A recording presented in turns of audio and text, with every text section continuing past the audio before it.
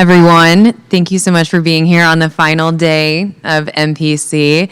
For those of you who don't know me or did not see the shenanigans yesterday morning, I was your Master of Ceremonies, Dr. Angela Murphy, also known as Payments Elsa. I'm joined here by some esteemed colleagues in the fintech and payments industry. And today we're just going to talk a little bit about finding balance within teams and kind of understanding signals. There was a panel earlier this morning that was sponsored by Paytech Women that touched on some of the topics about workplace culture, and so we're just further extending that discussion. So I'm really excited to be here today and to share the stage with my colleagues. And so I guess just to lead off, I'd like each of you to introduce yourselves to the audience, a little bit about your experience, and then we'll dive into some of our topics and questions. Megan, if you want to start as I drop my phone. Sure thing. Megan Mountain. I'm an executive director with JP Chase, leading our Pay by Bank for the U.S. market and from a product perspective. Good morning, everyone. My name is Stacey Bishop. I'm head of channel sales for a company called FingerCheck. We operate in the payroll space. Like Megan, though, I think I grew up in the banking space, so I'd made a recent transition more to the fintech side. And Laura Gibson Lamoth, I am executive director for the Georgia FinTech Academy. We are a diverse talent development initiative here in the state of Georgia, supporting students across the entire system of Georgia, partnering with a lot of the universities here. I'm also on the board for Paytech Women, so really excited to be a part of this conversation today. So before we kind of dive into the details, I'm going to start off with something that is important to me when I'm having these types of discussions around, allyship, diversity, et cetera. And it's like about my positionality. So when I've done webinars on this topic, I try to make it clear that when I'm sharing stories or when my colleagues are sharing stories, that we speak from our experience and that I can't speak on behalf of identities that I don't hold. So as we're diving in, I think I'd like to start off there kind of on the topic of allyship and leaning in a little bit to diversity. So Megan, can you talk a little bit about that? I know when we were having our planning calls, I was sharing that a colleague had recently discussed with me that the conversations that she's hearing in the industry as it relates to allyship is not necessarily about, the glass ceiling anymore. It's about the sticky floor. And that really set off some bells in my head. And so maybe if you could talk a little bit about that and the teams that you've experienced, the teams that you've been on, teams that you manage. And then after that, Laura, if you could jump in as well, that'd be great. Awesome. I didn't even know about the sticky floor or the term, and as you think about it, you can relate it to yourself and where you've been in your own career. Personally, I recall I was at a company for 10 years, and I had a great upline, and he really supported me. He gave me a lot of opportunities, trusted me to lead teams, build teams, even train other executives at the company. And then when a new opportunity came up and I was ready to transition into a product role, I told him about it, and he was like, I don't think you're a great fit for that. And I just was taken back. I didn't understand it. Frankly, I was a little bit upset. And then it took me a long time to realize that he wanted me on his team. I was a top performer. He was scared to let me go, really, right? And so now when I talk to my teams about that and I see that, and it's always been, who are you training to come up behind you?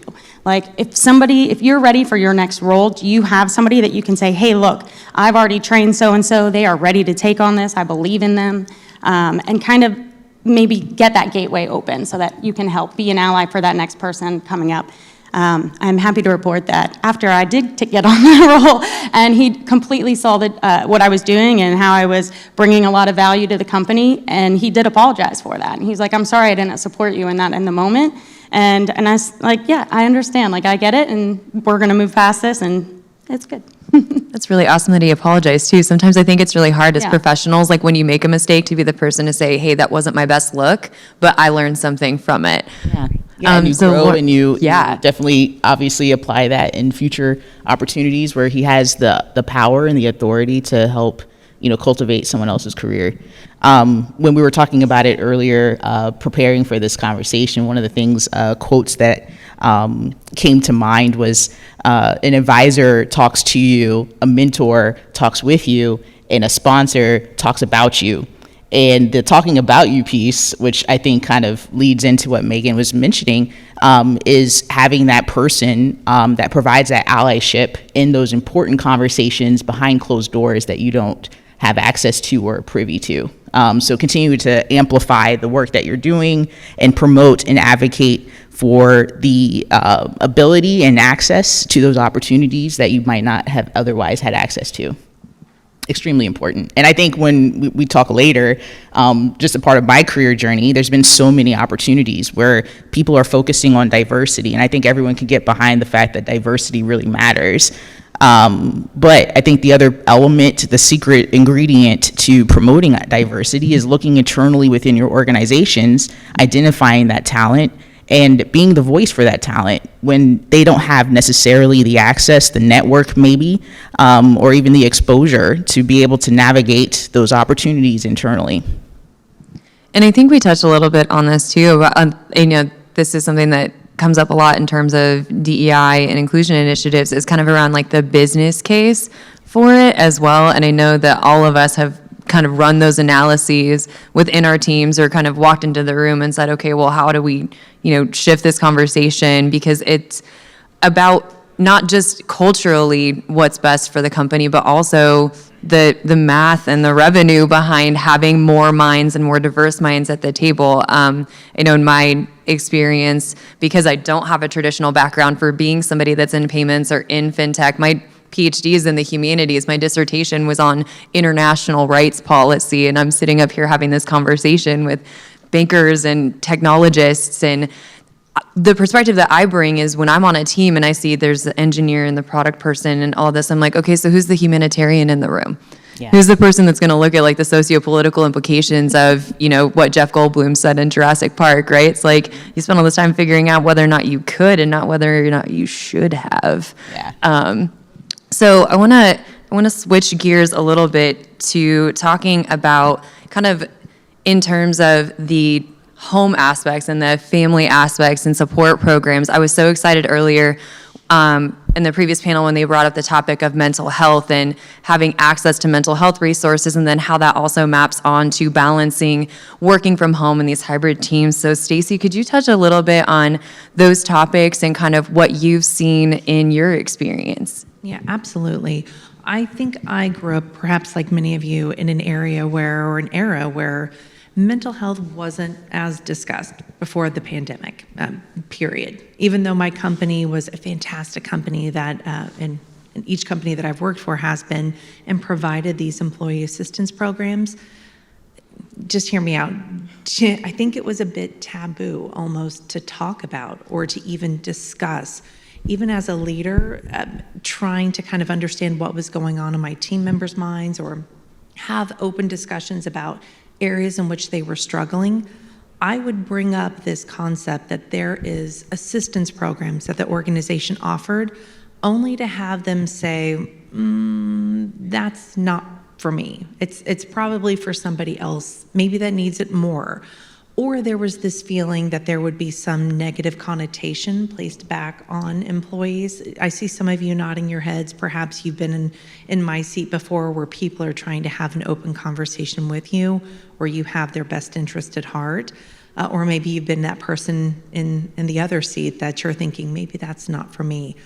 I think perhaps that one gift from the pandemic is that we have begun talking much more about mental health, and it's become a bit more mainstream for us to think in terms of these programs offering assistance for our employees and for us. Yeah. And let's be honest, they don't stop there with our employees.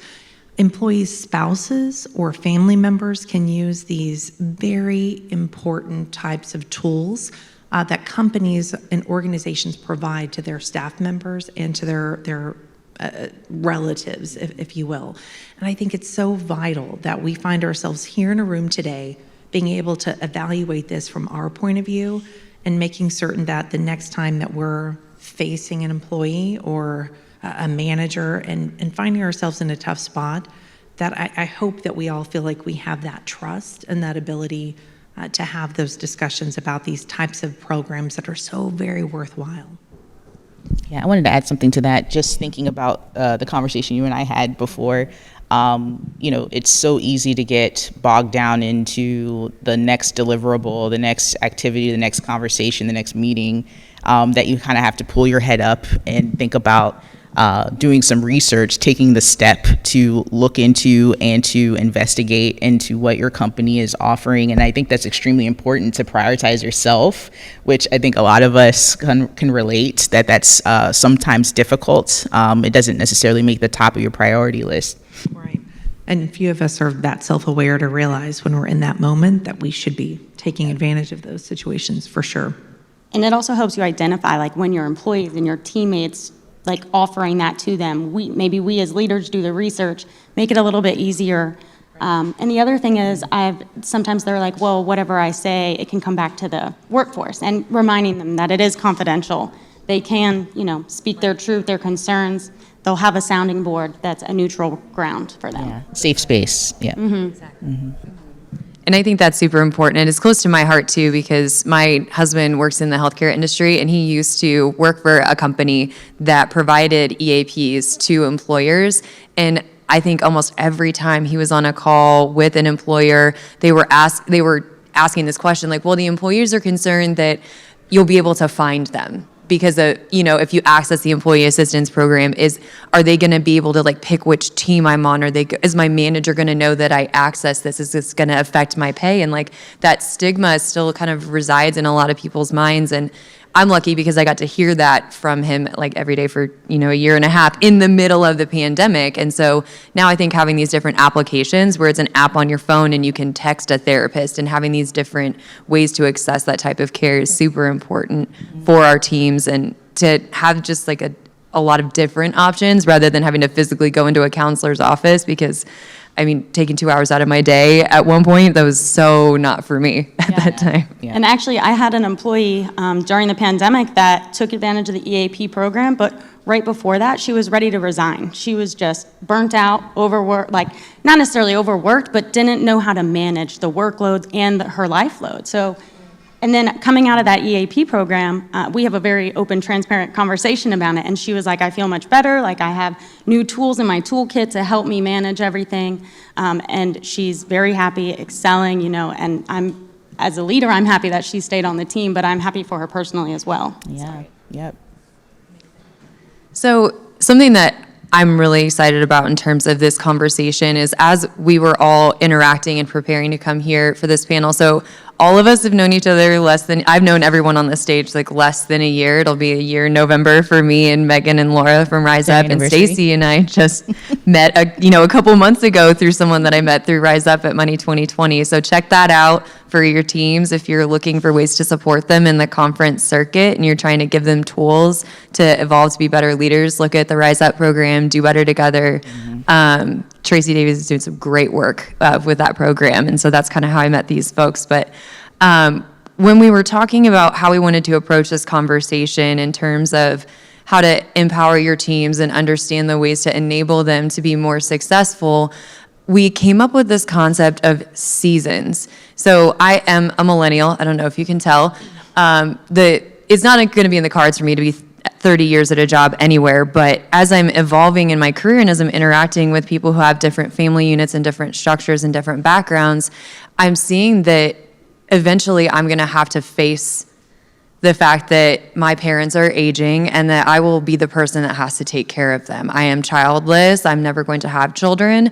But as I look at them getting on in years, I live in the Midwest, and I'm like, okay, how is that going to affect my career? And so I've been looking around for examples lately of people who are responsible for their parents' care, because I just watched my parents go through it when my grandmother passed away a couple years ago.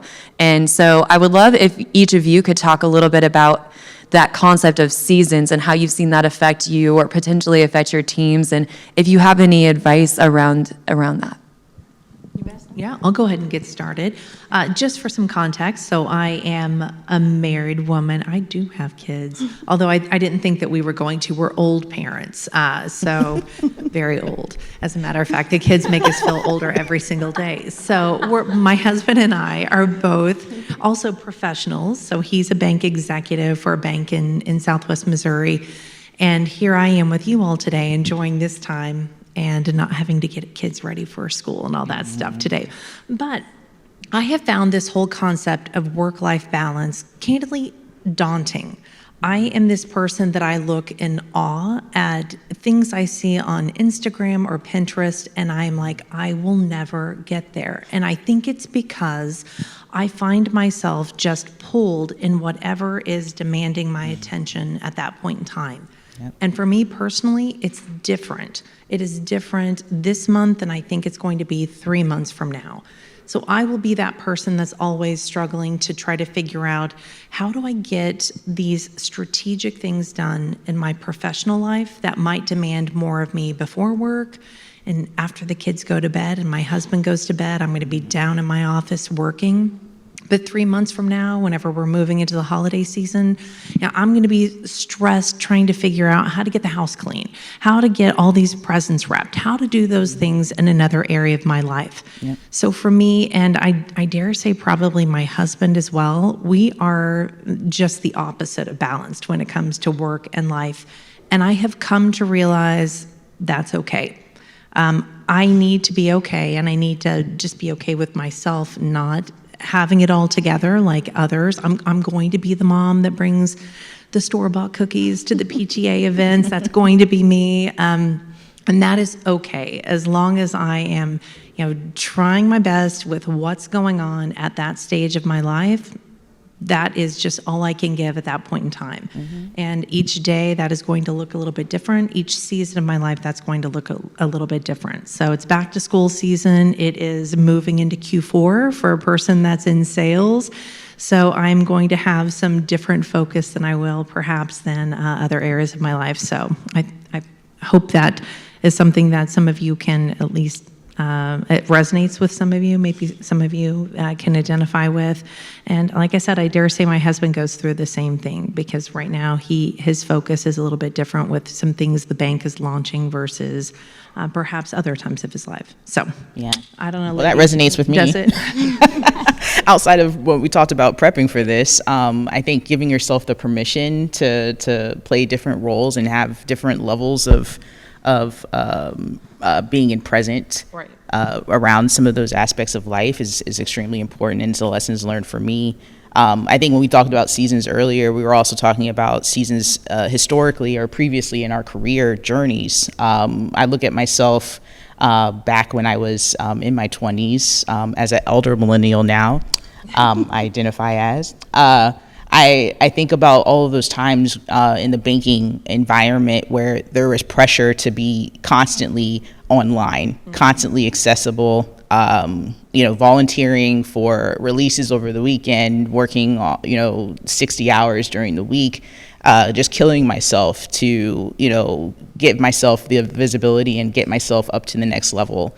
And work became the priority for me, and not my personal life or my mental health. And I think, during the pandemic, it kind of amplified the need for me. I think I kept, myself busy enough to not pay attention to some of the things that really matter to me. And transitioning into the role that I'm in now with the Georgia FinTech Academy has been extremely rewarding. After 20 years working for a variety of banks, focused on mergers and acquisitions and technology implementations and new product development and rollout, now my focus is on helping cultivate the future workforce for the industry in a meaningful way through curriculum and through events and networking, and having the opportunity to also impress upon those students to care for themselves and not repeat the pattern that I have done is extremely rewarding. And I think as part of this conversation, we were talking about managing teams, thinking about early, career versus, or I should just say the various stages, the people, the humans that are working under your leadership that you are responsible for is extremely important. To have the awareness, to have the conversations, whether it's in a one-on-one or offline conversation around what's going on in their lives as individuals is extremely important. I think managers need to take the responsibility in doing that. When you were talking about being, focusing on elderly care, my great-grandmother, 103, passed away this year. Lived a great life, extremely great legacy behind her. And it was one of those moments where I'm like, experiencing it myself for the first time, I understood now what that meant for someone else when they're having the conversation. You know what I mean? What does that look like? What do they need? What kind of support do they need? How do I, take care of or respond to any requests that they have during that time? And so sometimes, applying that personal experience, but then also talking with others to learn. If you don't have that personal experience, I don't have children, but I understand. I have 2 dogs, but I understand, having the dialogue, like, hey, you need the time to go pick up your kids, you know what I mean? Or, hey, can I cover you in this? How can I help support you? And so all of that's extremely important. Yeah, totally. I'll tag on that one particular aspect of it, which is the idea that, we can't always give 110% of ourselves to everything all the time. And I think that's why this conversation became so interesting between all of us. And I know, Megan, you have a great story about that in terms of when you can be there at 100%. And sometimes, and I tell people this consistently, is that if all you have to give today is 40% and you gave that 40% today for 8 hours, then you gave 100% of you. And that has to be okay sometimes. Yeah, absolutely. Seasons. So I married into military very young, and deployments, it was my time. I was 110%. That's how I stayed focused. I didn't worry about what was happening. Not that I didn't worry. I just, in my work hours, I was able to dedicate myself 120%. One morning, my husband called me to say he lost his legs. My whole life changed. I remember calling my boss, and I was in shock, and I was like, I can't be on the line today. And I just flat out told him, and he was like, however I can support you, let me know. Yeah. For the first 30 days, I remember they were checking in with me every week, and I'm like, oh yeah, I'll be back in 30 days. I don't know why I thought that. 4 years later, so they allowed me to take that time, because the season, I needed to be there. I needed to be at the hospital, helping him through the recovery, learning how to walk again. And it helped me understand, to your point, people that are in a caregiver role and they're working full-time, just how to better support them. Yeah. Giving them the tools, the space, the flexibility, all of that. So that was definitely a life learning experience, and it has helped me be a better leader. I share it because I'm very open about it, and people have come up to me and they're like, hey, I have a handicapped son that I'm taking care of, or I'm taking care of my elderly parents and I need to go work from their location for the next few months. Absolutely, totally being able to understand and give them that flexibility as leaders to be where they need to be and be present, and knowing it is a season. Yeah. And even after that 4-year gap, I went right back to the same company. They constantly checked in with me. I never felt disconnected from the organization, from the industry. It was a lot of love and support from them. Well, and Megan, just thinking about you wanting to take 30 days off, and you felt like that, because it's hard when you're a highly motivated individual and you're like, well, this is what is acceptable in my own terms. It's different when a manager says, no, child, you need a little bit more time. Are you sure? You know what I mean? Yeah, I had the same thing. When it came to bereavement, I was like, well, the time I need off is whatever transportation time it takes me to get to this funeral. But I didn't think about there's some other responsibilities I have after the fact. So it was oh no, you need to take the time that is allotted. Let's do it, Laura. And so yeah, as managers, it's important to have those conversations. Yeah, I think and we're all highly motivated people, right? And we manage highly motivated people. In the payments industry, we're intense. I see this level of intensity consistently, and I think that's part of why I like it.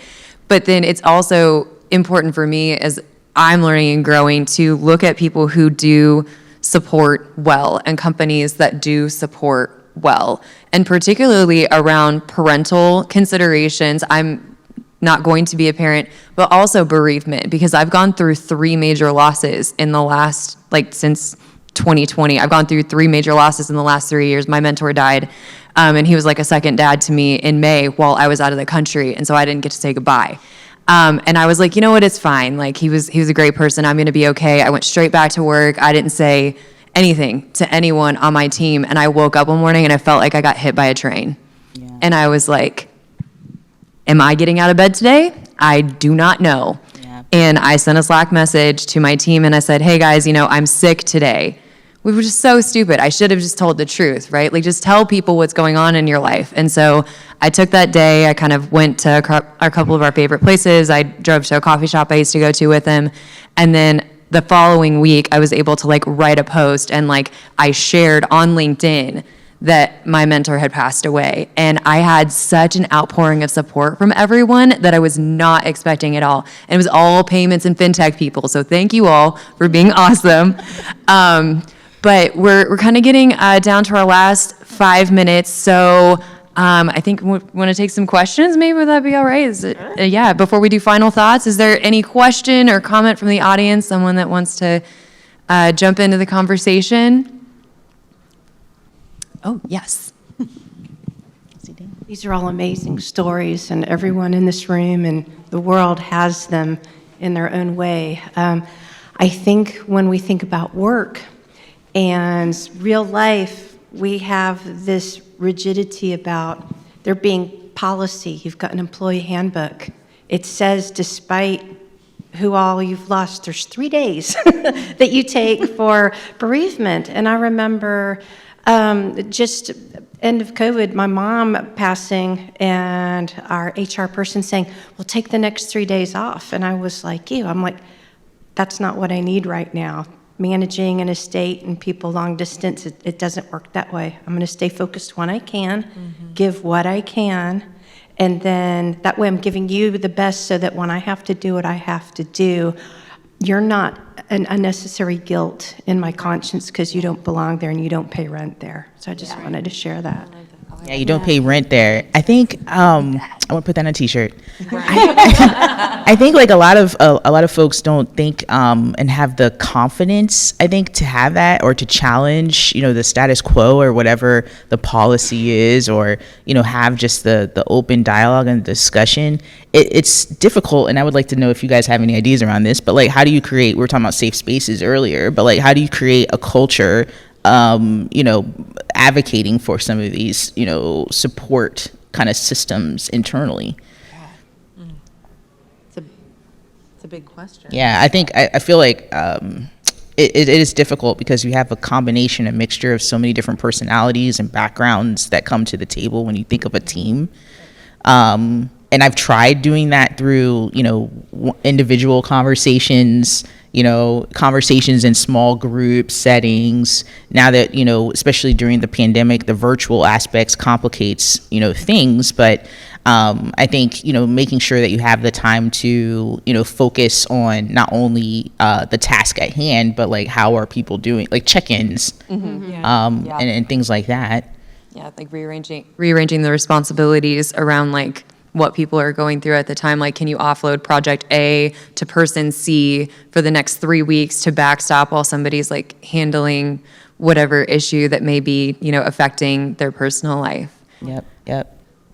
So I think let's do rapid fire, 10 to 15 seconds, final thoughts. Megan, I'll start with you. Oh, throwing it out there.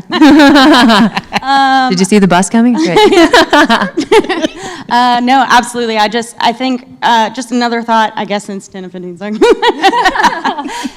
When we're thinking about, we're in an always-on culture right now, and realizing that some people work better at night or early in the morning, and it's not always an 8 to 5 anymore, and just recognizing that and being aware of it, and making sure that you're having that space for everybody to live in the season they need to. Oh, that's a good one. You kind of stole what I was going to go with.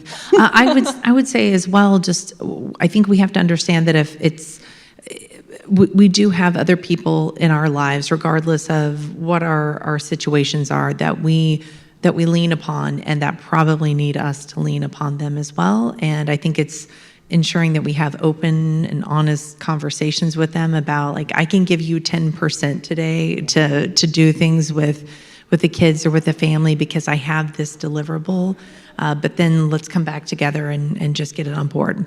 Yeah. And then, by the way, hire a housekeeper, hire somebody to do your lawn, do something, try to figure out how to make squared. That work. Just make your lives easier. If you can make it work, really try to do it. No, I totally believe in that. It's my personal delegation. I think, amongst everything that we've already covered, I think also finding time to do something that brings you joy.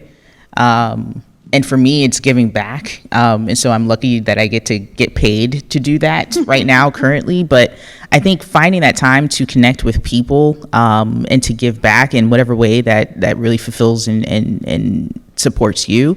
And then also, consider giving back to the next generation as well. A selfish plug for the Georgia FinTech Academy. I think there's one, benefit in the conversation we're having here amongst, peers and equals and other leaders in the industry. But the only way to continue to perpetuate some of the things that we're trying to change is to influence the next generation. All right. Well, thank you all so much for attending the session this morning. Thank you to my panelists. Please give them a round of applause. I appreciate you